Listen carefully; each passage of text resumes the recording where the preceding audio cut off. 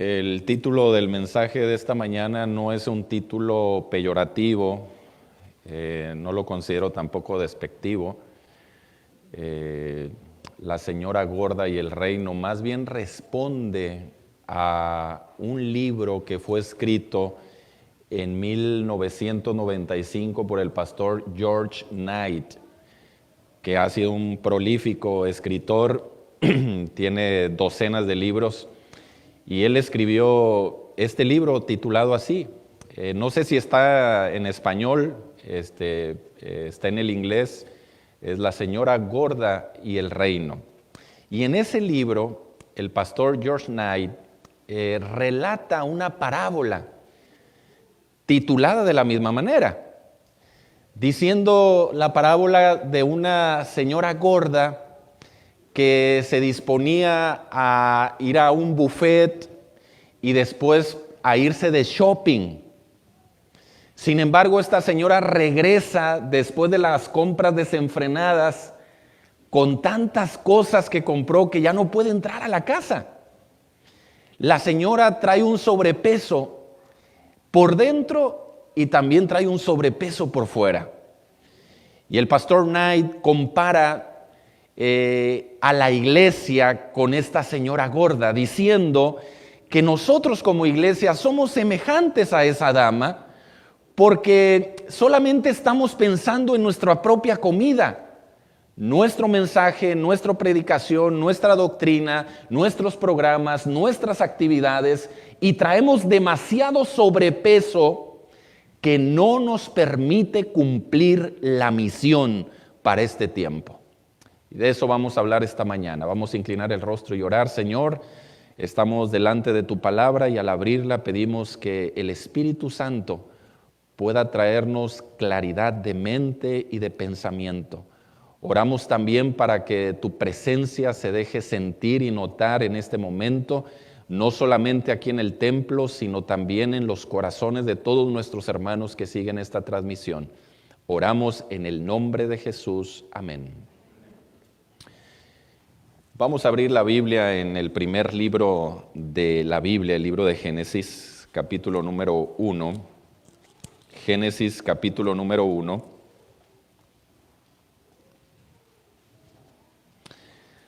Versículo número 6.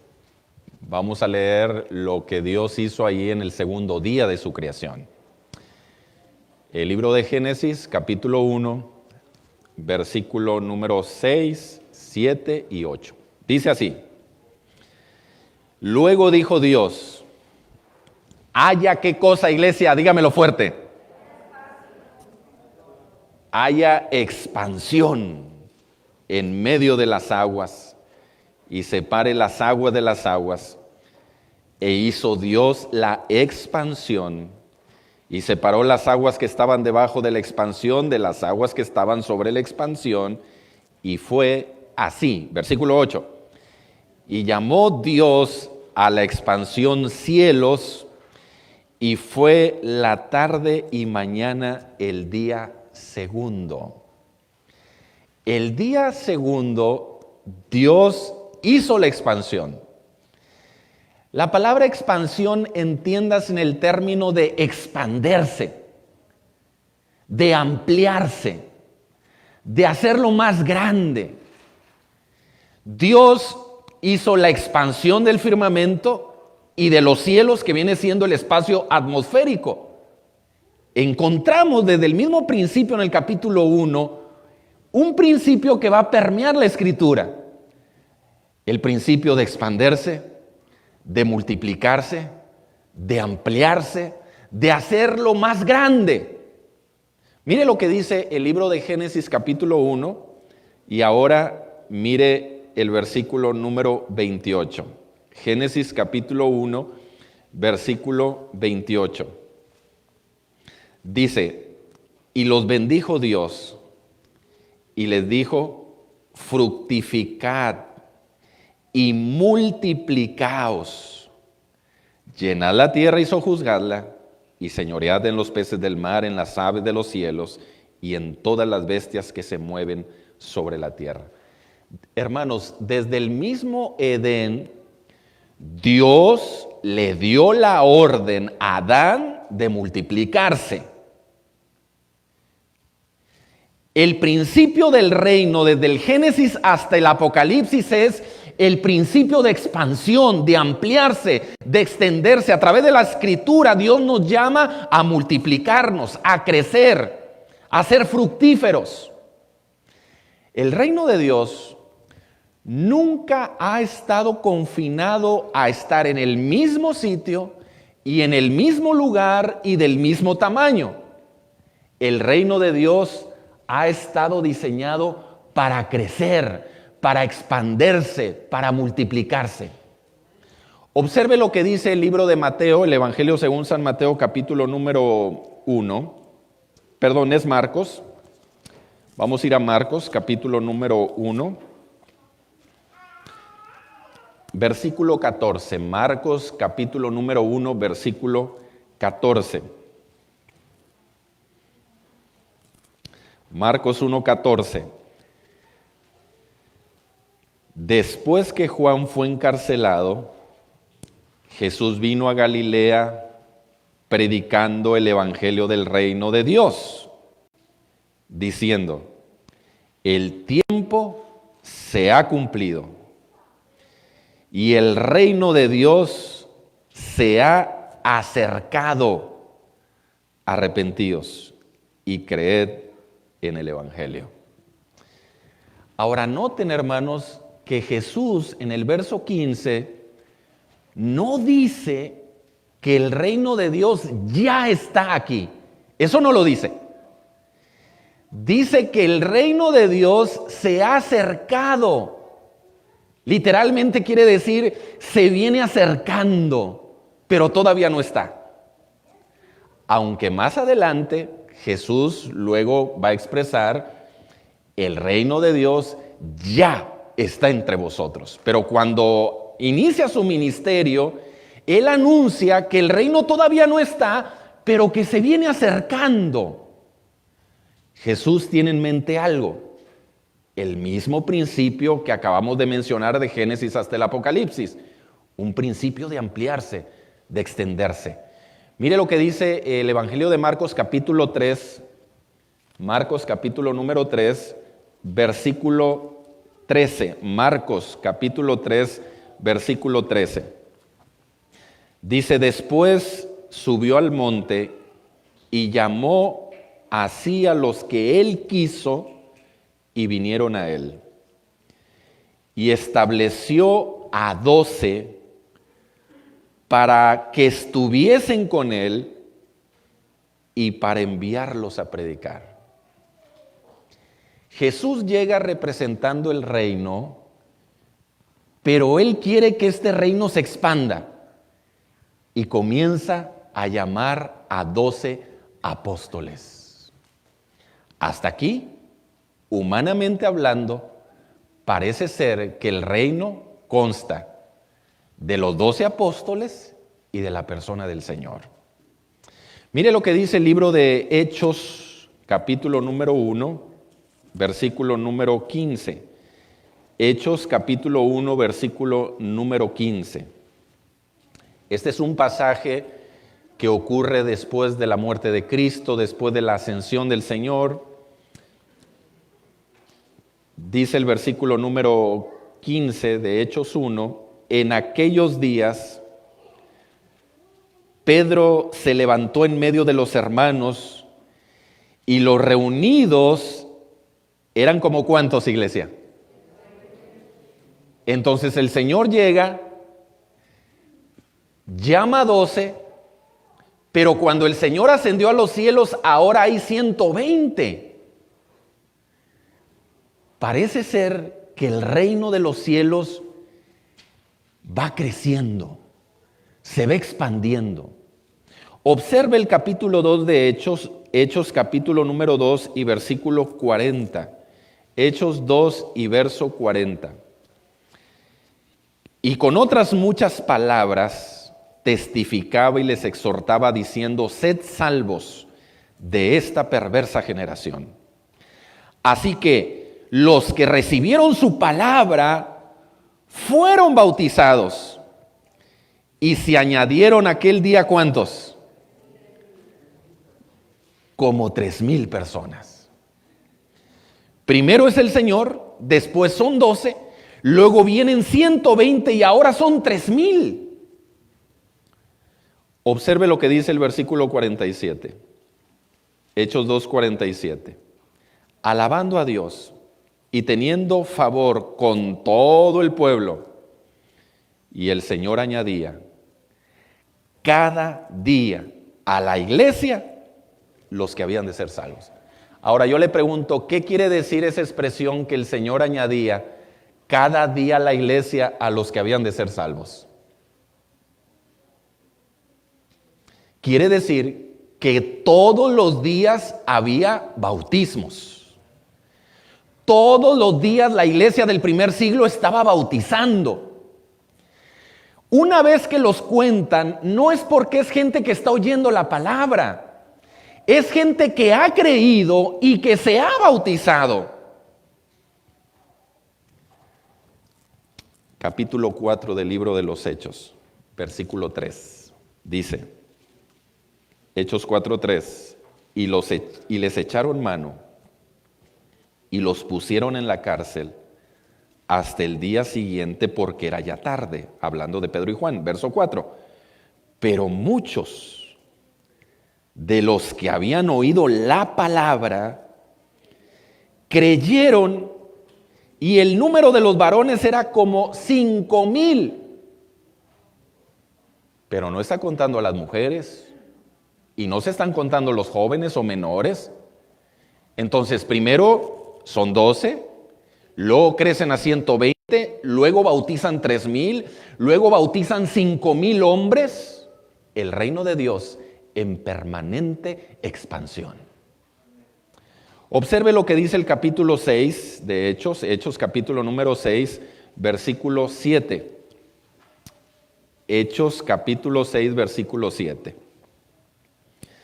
Dice, y crecía la palabra del Señor. Y el número de los discípulos no dice que se sumaba.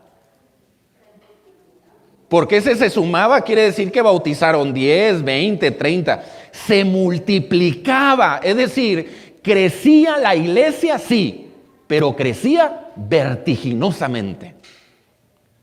El número de los discípulos se multiplicaba grandemente en Jerusalén. También muchos de los sacerdotes obedecían a la fe. Ahora le voy a hacer una pregunta, a ver si leyó bien el versículo 7. ¿Cuál es la razón, según el versículo 7, por la cual se multiplicaban los discípulos en Jerusalén? Pero según el verso 7.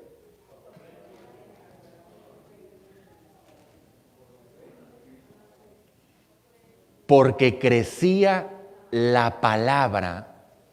La palabra crecía y se multiplicaban los discípulos. ¿Pero qué quiere decir que la palabra crecía? Quiere decir que aumentaba el número de gente que estaba compartiendo la palabra del Señor. Hechos 16. Porque esto es en Jerusalén. Luego el evangelio se va a ir a todo un continente. Y después va a pasar a todo el mundo.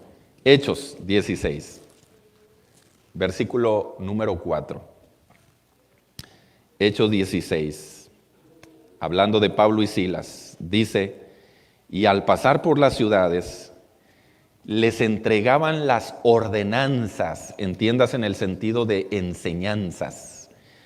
Les entregaban las enseñanzas que habían acordado los apóstoles, ancianos que estaban en Jerusalén, para que las guardasen. Verso 5. Así que las iglesias eran confirmadas en la fe y aumentaba en número cada día.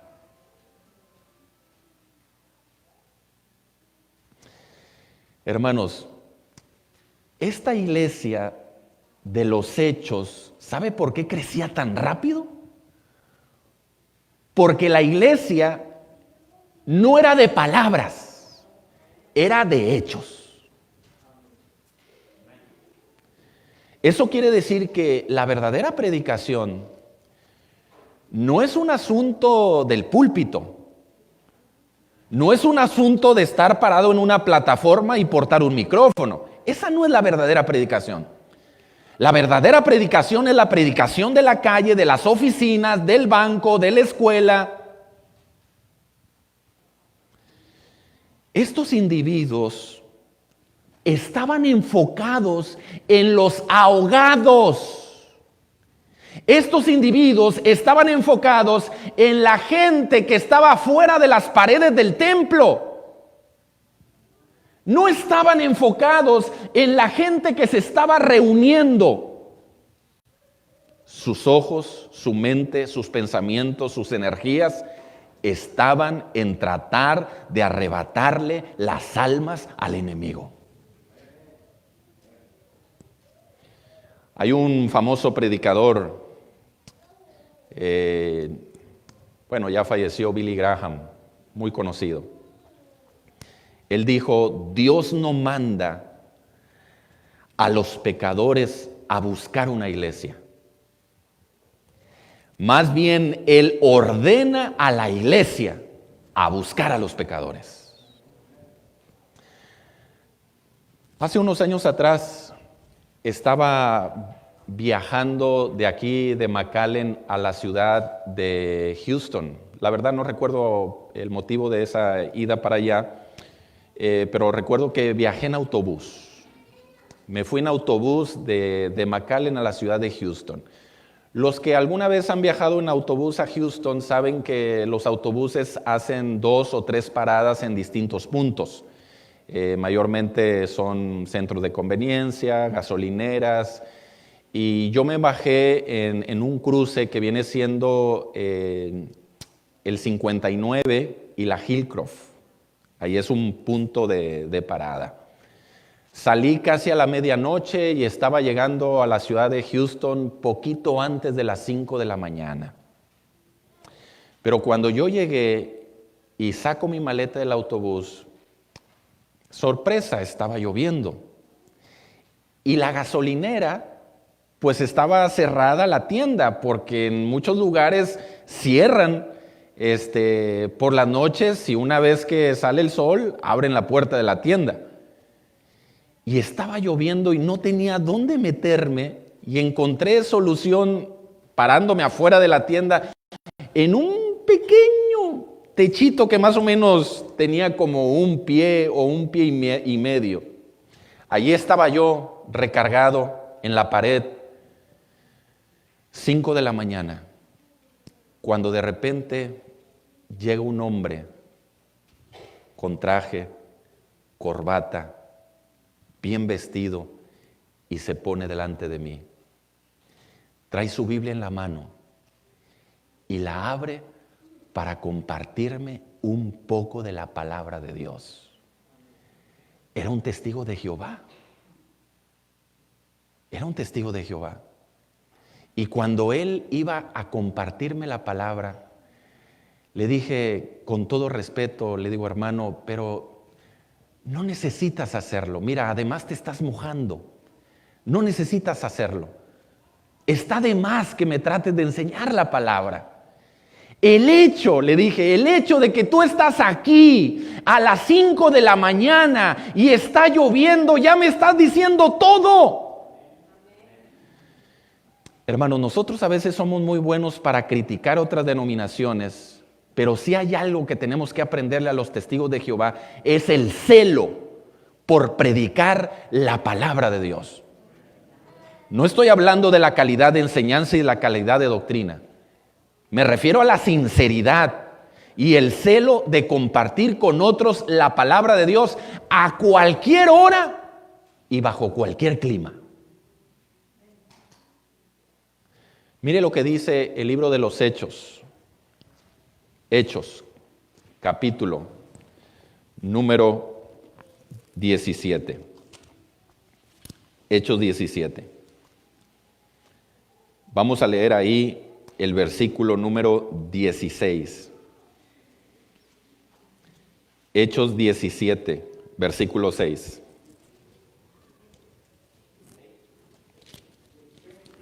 Perdón, es capítulo 17, verso 6. Gracias. Hechos 17, verso 6. Mire qué interesante este versículo. Pero no hallándolos, trajeron a Jasón y algunos hermanos ante las autoridades de la ciudad, gritando: estos que trastornan el mundo entero también han venido acá. Hay un diccionario léxico griego que dice que esa palabra trastornado literalmente quiere decir turn upside down. En otras palabras, es hacer esto. Literalmente quiere decir, ¿quiénes son estos que voltean al mundo? Que ponen al mundo de cabeza por causa de este poder que cargan adentro. Hermanos, estos individuos de la iglesia del primer siglo no tenían internet, no tenían redes sociales, no tenían televisión, no tenían forma de echar el mensaje de la televisión por medio del satélite y llegar al mundo. No tenían universidades, no tenían seminarios teológicos, no tenían casas publicadoras, no tenían hospitales, no tenían folletos para dar estudios bíblicos, no tenían pastores full time con preparación académica para ministrar a la iglesia. Válgame, hermanos, no tenían ni templo. Ni templo tenían. Pero la iglesia crecía y se multiplicaba. Ahora yo les pregunto, hermanos, sinceramente, y de verdad yo espero que ustedes me contesten, sinceramente, ¿qué tenían estos hombres que no tenemos nosotros? Yo quiero escucharlos a ustedes. ¿Qué tenía esta gente que no tenemos nosotros? Hambre de la palabra, la consagración, la unción del Espíritu.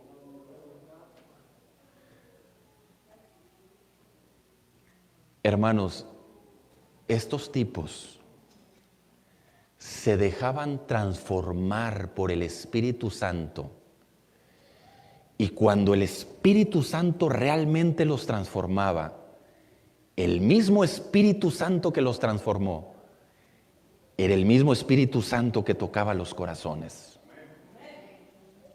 Por favor, no me digas que tú te has convertido y no estás testificando. No me digas que tú has tenido un encuentro poderoso con el Señor, pero no estás compartiendo la fe con tu familia y con tus amigos.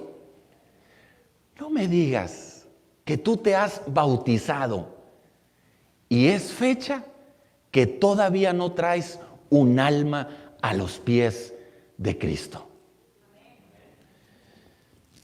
¿Saben por qué nosotros no testificamos como esta gente?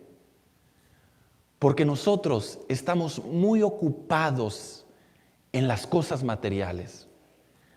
A nosotros, sinceramente, lo que nos interesa ahorita es mejorar la casa, ampliar la casa, comprarnos una casa o remodelar la casa, sacar la camioneta de la agencia, tener un mejor auto, comprar el vestido, andar con la última sensación de la moda, traer el mejor celular, los videojuegos, pagando el sistema de cable de más de 400 canales. Eso es lo que nos interesa. Pero hacer eso es construir el reino material. Y hermanos, nosotros no somos llamados a construir un reino material, somos llamados a construir un reino espiritual. Multiplicar el reino espiritual, ensanchar el reino espiritual. Y después, el reino material vendrá por añadidura. Le decía a los hermanos en el primer culto que esta semana estaba estudiando un pasaje de la Escritura que sinceramente me tocó el alma, me tocó lo que decimos las fibras íntimas del ser. No lo vamos a leer porque es todo un capítulo, pero se lo voy a relatar.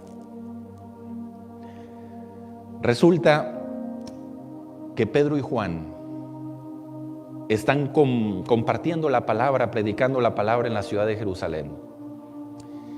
Y los empiezan a acusar de que están causando alboroto, que están levantando al pueblo. Los acusan de sediciosos.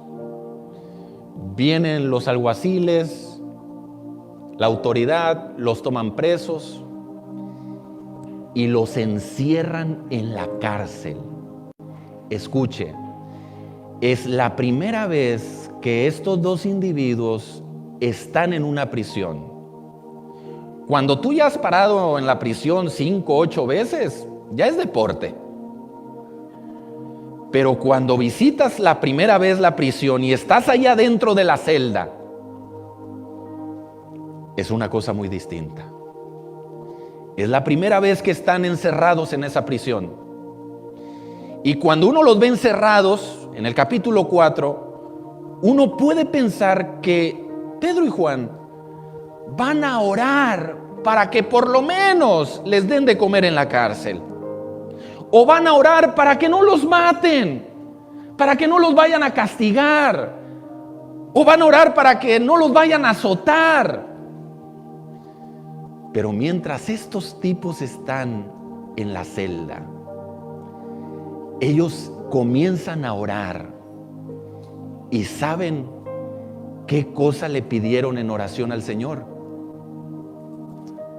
Le dijeron así: Señor, no tomes en cuenta las amenazas de estos hombres. Más bien, concédenos la oportunidad de seguir predicando el Evangelio con valentía y sin temor. O sea, ya estás en la cárcel, papito. Ya estás condenado. Difícilmente vas a salir. Por lo menos pídele a Dios comida. Pídele a Dios que te ayude a pasar los mejores días de tu vida. Pero todavía te pones a pedirle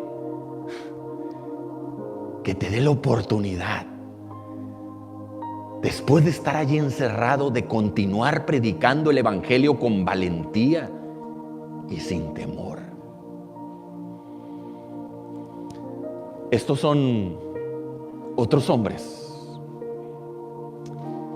¿Se acuerdan que un día cuando Pablo y Bernabé andaban predicando en la ciudad, la gente les puso un apodo? ¿Se acuerdan de eso?